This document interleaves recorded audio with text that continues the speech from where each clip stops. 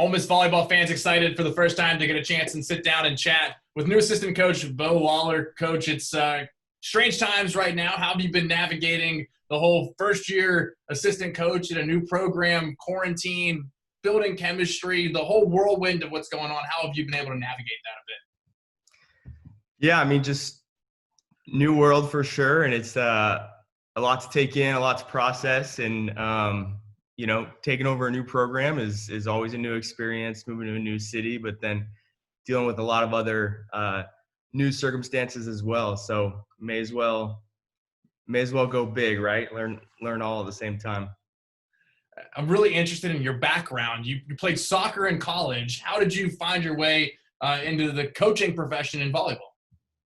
Yeah, no, that's a good question. As an athlete, I was sort of a jack of all trades, master of none, so to speak. So lettered in like 6 sports in high school, and was really good at a lot of them, but not great, not as good as our student athletes are at their respective sports. So I found a chance to go play some soccer and some basketball in Southern California, where I was originally from, which I thought would be a great place to start my education. And then, yeah, it took me a while professionally to kind of figure out what it was I wanted to do. Took me a while to find my passion, so to speak. But I coached a variety of sports in school and right out of school, more as a hobby than a profession. And after pursuing a few other things, I just kind of realized one day that I should be pursuing what I'm most passionate about, and that was coaching. And volleyball is the sport that I found to be the most fun to coach. The team elements and the technique and the tactical side, for me, was more enjoyable than some of the other sports I coached. You still a soccer guy at all? Do you have a team or a club? You chop it up with Matt Mott or Rob Thompson, Beebs or Jess next door? I mean, you got the soccer team right next to you. Do you have a team you root for? Will there be any rivalries budding over at the Gillum Center? I used to keep following, the EPL and some of the stuff overseas, but just with the times that those matches start overseas, you got to be pretty dedicated. There's no lighthearted fair weather fans that are casually waking up at like 3 a.m., 4 a.m. to catch some of those major matches. But I'll watch a little MLS stuff, and it is fun that Coach Mott and them are so close and get to chat it up with them a little bit.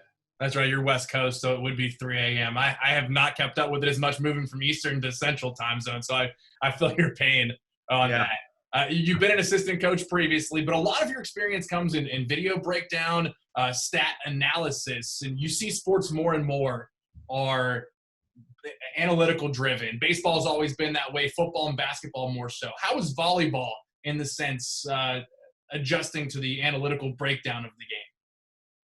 Yeah, it's actually a really exciting time on that side of the game in the coaching world for volleyball, in my opinion.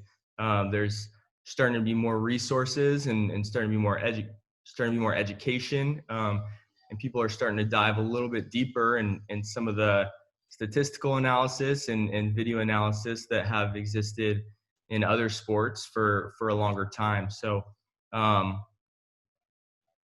that side of it is kind of how I got some of my major breaks into more professional coaching. So it was fun to really dive into that, and I was able to work with a lot of really smart people, and I was able to have a lot of really great people on that side kind of train me a little bit and show me the ropes. So where in the NBA and the MLB, they kind of did these things 10, 15, or even 20 years ago, implementing some of this advanced stats. It's kind of fun in volleyball to see it happening and being a part of it. Another bit of your bio that I found interesting was your work with the U.S. national deaf team. What was that experience like for you? Yeah, that's been really fun. It's been really exciting. One of my student athletes at Idaho State that I'd coached, she'd previously been a part of the team as a player. And I wasn't at Idaho State for too long, but just that season coaching her, and we had a good working relationship, and she enjoyed being coached by me apparently, because she asked if I'd be willing to or interested in working with the deaf team.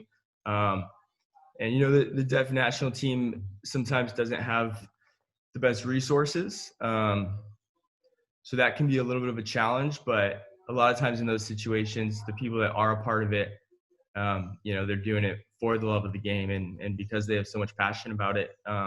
So the athletes that are part of that program are, they work really hard. They're really responsive to coaching. And I don't sign, I don't know ASL.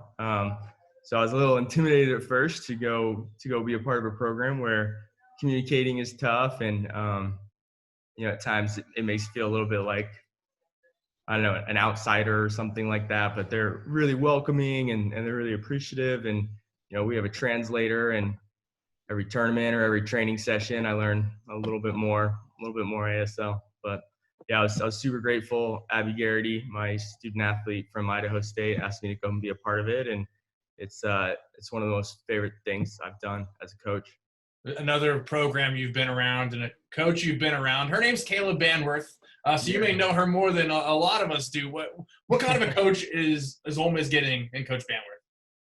Yeah, no, I mean, Ole Miss is getting a great coach in Coach Banworth, and I mean they're getting the kind of coach that she was as a player.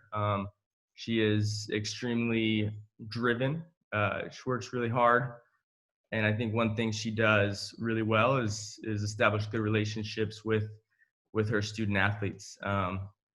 Being on staff with her at Nebraska, I'm more familiar with her than I am Ole Miss so far. So seeing the way that she worked with the passers and the defensive players, not a one size fits all coach, doesn't coach each player the same, gets to know them as a person and their learning style. And she likes to adjust her teaching style a little bit to each learning style.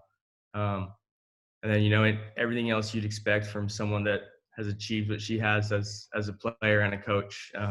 The attention to detail and the planning and the framework of the program is all something that's really exciting to be around. And talking with you in the past, you can just sense the excitement, the eagerness in your voice, and you even said it during this time. Why not just go all in and push it? You can sense that with you. So what are you most excited about when you're finally able to get the group back out on the floor here shortly? Yeah, no, I mean, I think everyone from us coaches, the student athletes, our strength coach, Chaz, our athletic trainer, Becca, I think everyone is itching to get back as soon as we can and as soon as it's safe, because I think everyone's really excited and kind of invigorated. Got to work last week and a half in January, just doing some individual stuff and some meetings, and they started to work in the weight room. And then February, we started to do a little bit more individual work, and we'd gotten about 1 week of team practices. And everyone was fired up and excited, and we were starting to see some changes, and it was starting to feel like we were starting to implement our vision a little bit as coaches.